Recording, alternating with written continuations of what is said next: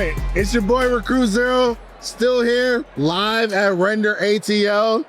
Charles here, left side, best side, let's go.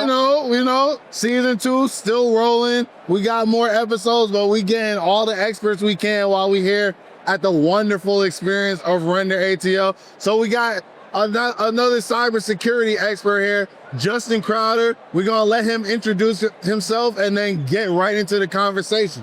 How you doing, guys? Name is Justin Crowder. Been in the game for about 16 years. Here to share some good knowledge about my journey through the cybersecurity space, and then also how we can actually protect you guys at home. So let's talk about it. All right. So we already know people be getting scammed way too easy on the internet. So I want to ask, what is the most ridiculous scam you've seen somebody get got by? I mean, we always got the simplest thing is that people like to click on links. We know that, right? Yeah. I mean, it's the simplest thing, right? So, but I'm gonna tell you a sophisticated scam that I've seen recently. So, you know, a lot of elders don't really know about tech and cybersecurity too much. Right. But they might learn enough to be dangerous themselves. So the recent scam that I've seen was that they send a letter out to the elders' homes that has a QR code that lets them log into their bank account straight through that website. Wow. Terrible scam, right? Yeah. So I feel like, you know, with cybersecurity, we don't have enough legway into training people that are not as tech savvy on how to be protecting their own online bag. Right, for sure. Yep. And we've just talked to somebody about kind of that tech literacy gap. So this segues right into that, because as much as we think like the internet has democratized things, the knowledge, there's still huge gaps in knowledge depending on where you were introduced into tech, like what generation you're even in, because some generations are growing up with the internet, others are getting it on like the back half of their life. Exactly. So that makes perfect sense. And I've also seen it at work, you know, the sophistication of the emails and phishing, right? Yeah. Where you get an email that says your password has been reset from Microsoft. Absolutely. Now I had to tell people, if you look, they just dropped the O. Yeah. But it looks just like it. How that reset password would look. And so they've been trying to catch people off guard, right? Another one I've seen is where if someone else's company gets hacked, right, or email gets compromised, they'll listen in, right, and then start sending out emails. They'll watch a conversation happen, and then they'll send an email that says, hey, remember you're gonna send that check? Because you were sending the check? Exactly. We need you to reroute. And so they'll try to get you to reroute where it's going. And so you start seeing them trying to capitalize on, they know you're moving that fast. Right. Are you gonna check? Right. Absolutely, absolutely. Let me ask you guys a question. Yeah. Did you guys have any pets when you were growing up? I didn't. You did? Yeah. You did not? I didn't. Okay, what was your pet, like your first pet? I had a dog. Oh no, I had a hamster. A hamster? I had a hamster. Really? I had a dog? Come on, a hamster? I had a hamster. Wow. I had one. What was your hamster's name? It was Hammy. Hammy? Hamster. Okay, that's what's up. Like, where'd you grow up to have a hamster? Oh no, we just had a You hamster. grew up in Georgia and you got a hamster for a pet. That's pretty dope, dude. I mean, like, I got a dog later, but when we were kids, we couldn't have anything. Yeah, that's true. That's true. Did you guys have like a pet day at school or anything like that? Nope. No, not at all. Like, what school did you go to? Went to Shadow Rock Elementary School. Shadow Rock Elementary School. Okay. Yeah, So I'm gonna pause right there. So right now, what I just walked you through is social engineering. And so basically, when I asked you what your pet name was, that's a security question on your. Yeah. So that's a lot of times people go through natural conversations. You can sit with the guy that's in a bar and they're asking you personal things about your life that you feel like it's safe to give. A lot of that is information that you're giving up to where they can actually find your online profiles and figure out how to get in. You had me live on the second. Exactly. That's when I lie on the security question. You're not getting me. Me too. You lie and pray you remember. Hey, look. Who's your favorite football team? They better lie now. I tell you, you ain't getting no more right. It be your own people. Yeah, that's how it goes. That's how it goes. Now we gotta bleep it out. Right. Yep. But no, that's understandable. So with kind of protecting consumers from like the phishing attacks, social engineering, all that type of thing, what would you say is the biggest thing to kind of keep an eye out because I mean, it's so easy, especially now, to fall into those traps. What would you say is the biggest thing to keep an eye out for? Well, I think the biggest thing is to, if you don't trust it, don't do anything. And that's the biggest thing. A lot of people are too trusting. They come in with these nice stories and they're getting hustled. They get a scam, you know? So we live in a city that we call it Scamlanta. That's kind of how it goes. But, you know, it's really about security awareness, not trusting what's coming to your phones or your emails, your social media sites, and then asking a security expert. So like one of my goals right now is to be able to create an AI chat bot to where you could take that type of link or a screenshot the entire email, drop it in the chat bot, that will let you know if it's a scam or not. Gotcha. So that's the next step. And that's the other part. AI is getting scary. Right. Imagine the hackers having AI behind them, which they do stay, but they have this super AI. Imagine them having AI behind them and they're attacking everything. Now, you see what's going on in Ukraine and Russia. Right. It's been a whole cyber war going back and forth between those two. It's the same thing happening with us in the U.S. and China. It's a cyber war going back and forth. I had a friend that was in the U.S. military back in 2012. She knew nothing about computers, barely knew how to turn one on. Right. And then next thing I know, she tells me that they drafted her to come in to like a cybersecurity range or course, something like that. She was part of a cybersecurity tactical crew. In about 2 years, she had 10 certifications, which pissed me off. I've been doing this for years. I'm like, what? I need that contract. But her biggest thing that she told me was that they were preparing for cyber war in the future, which we're here now. Right. So it's about to get wild. It's about to be a wild ride, and people actually need to wisen up, especially our children. One of the goals is for us to tap into the schools. The kids have to get smarter about what they're doing online. These days, we do Twitch, we do all kind of things. I'm pretty sure you guys heard about what they call swatting. Yeah, I mean, that's still part of hacking, you know? So the kids are getting smart to do that, but you need to know how to protect yourselves. So in order for you to be a parent growing up today in today's society, you need to know how to actually apply cybersecurity awareness to your own home for your kids to know better while they're operating online, because everything's online. Right. You can't avoid it. Right. For sure. So I want to ask a question tying in to AI. With all of that, you know, we're already kind of on like the cutting edge of what's going on. With things like deep fakes, AI voice cloning, things like that. Have you seen the proliferation of scams where it's like really getting super sophisticated, even beyond like what we spoke about earlier with them sending a letter to somebody with a QR code, or them kind of doing a man in the middle attack? That type of thing. Absolutely. Have you seen those things starting to proliferate to where it's like indistinguishable from scammer now? Absolutely. So you have to think about the public companies that are actually, the CEO goes out and they speak. They study those videos. They take those videos, they make their mock-ups of their AIs to where they are taking their voice, their image, their essence, and then they're coming off as that CEO. So it comes to a point to where one scam that I have seen was that there was a attacker that used a cell phone call to go to one of his financial controllers. They needed to cut a check for, let's just say, an undisclosed amount in the 6 figures. And she disclosed that check. She cut the check. She cut the check because when she talked to the CEO, who she thought it was on the phone, it sounded just like him. It sounded like something that he would ask for. And then the attacker followed up with an email that looked almost like the company email, but they used Unicode to make an eye look like an eye, but it wasn't really an eye. Okay. So yeah, I definitely see it. They're getting very sophisticated with these. They're getting sophisticated with these days. But one thing I know is that in the cybersecurity community, they do have new tech out there to detect any kind of AI infiltration or deepfakes that are out there. So I definitely would say look towards those type of companies that are protecting against AI. You need that for sure. So can you talk a little bit about passwords and passkeys? You know, I know that people we tell people don't use the same password, right? And so you try to get them to use password manager, or people like Storm and Google, you know, keychain. Talk about like how to be more secure when it comes to passwords and password management. And so let me go ahead and do a selfless drop. Secure the Drip on Amazon now by Justin R. Prouder. So the best way to help with your passwords is to use passphrases. So people say Apple 123. That's my password. Now it should be I love apples 123, but space is I space love space apple space 123. It makes it a bit more difficult. But now once again, we're in the times of AI. where they can compute way faster. So you really want to use passphrases. Maybe your favorite line from a movie, or maybe not that, because people might know your favorite movies, but you really want to use passphrases, 2, 3, or 4 words that you know that nobody else knows that you like. Love that phrase. Right. Try that.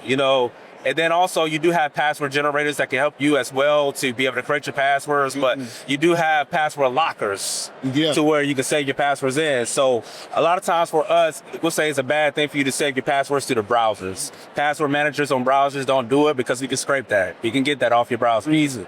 They have browser extensions that have the ability to tap into whatever you got going on within your browser. So now we're going to scrape for your credit card numbers and your passwords. Don't do it. So password lockers are probably the best bet. You can go to like Password State or any other ones out there. You should do your own research. But password phrases and then password lockers. Now, the other part when it comes to passwords is what we're trying to get rid of in the industry is to go passwordless. But we're not there yet. We're not there yet. This is going to be more biometric type of password authentications, right? Our face, our fingerprints, our voice, our eyes, our retinas. Right. What you want to do is add in multi-factor authentication. That's two-factor authentication. And this is the part from the book, is that a lot of times people go out and they become a social media viral sensation. They went from 500 followers to all of a sudden 100,000 followers.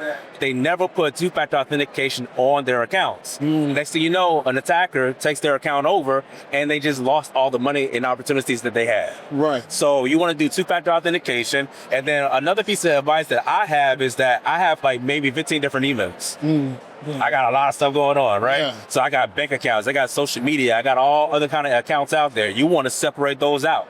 If you're a person that uses Chase, Lyft Federal, JP Morgan, or Capital One, whatever, you want to separate those into different emails. So just in case an attacker does get access to one of your emails, they don't have access to your entire life. Right.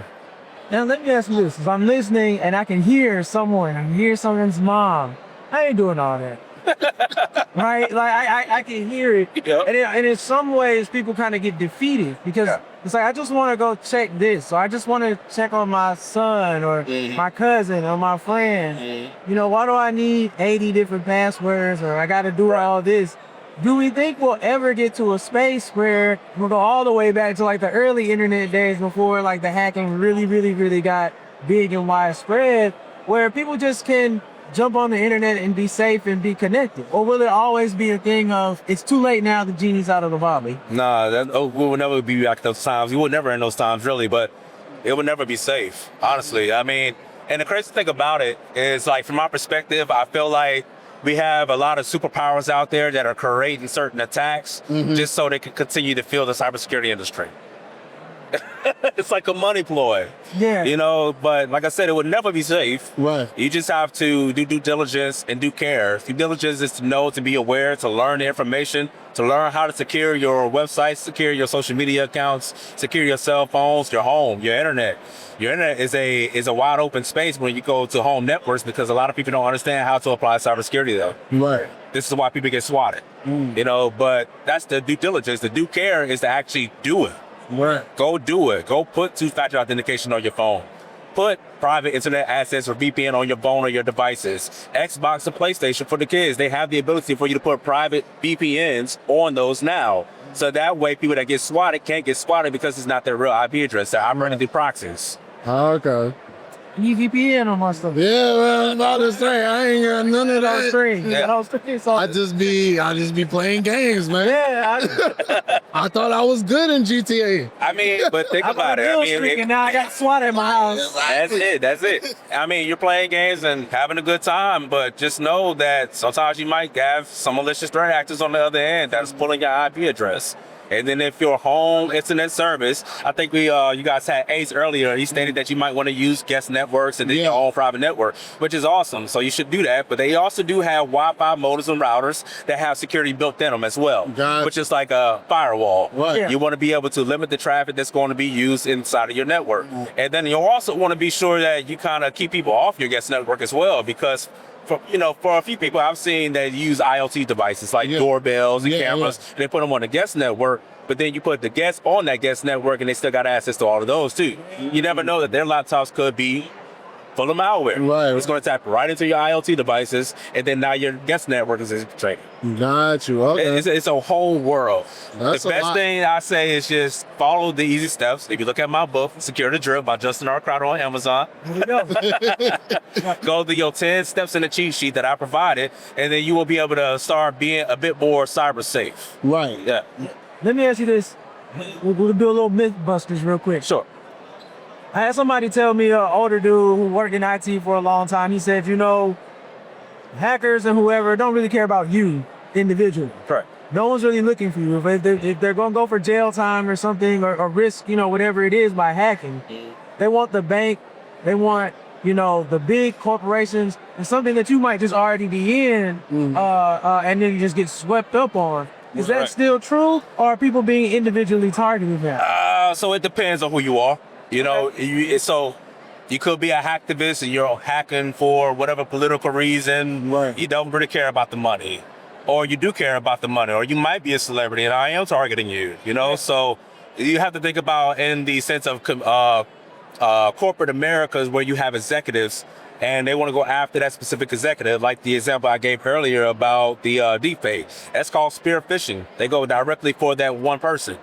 But when it comes to the type of attacks that you really see out there now, like they absolutely care about the different accounts that they can get to. But these days, that what I'm saying is that they care about the devices. They care about getting control of that device and not letting you know that they have control of it. This is where it becomes a botnet. And so botnets could be 100,000 to 1 million different systems, laptops, workstations, personal computers, cell phones, tablets. It could be all of those that could be leveraged to actually attack one target. So you guys heard of DDoS. Yeah. You guys play games, right? Yeah. PlayStation. You remember when PlayStation Network got taken down? Yeah. That was a DDoS attack. Right. That was using all our personal devices for one specific attack to take them down. Okay. So So with So with that, I wanted to know, with all these proliferating threats and everything, how would you, you already talked about like how to protect your personal networks and systems. Would you recommend people learn to get into cybersecurity as a career? That's a good question. So I take this 2 different ways. I always recommend people to get into cybersecurity as a career. Right, It's a game changer. right. For people that are looking for career changes on how to navigate their way from, clinical trial clinics and all that and move into cybersecurity, it's definitely possible. Yeah. I had a good friend of mine. She used to work in the car sales industry for 11 years. She met me and now she's in cybersecurity making more money than me. It's just like that. But I was like, you got something. I'm like, you should do this. Go for certification. She did it and then got her a job and they sell quick. Yeah.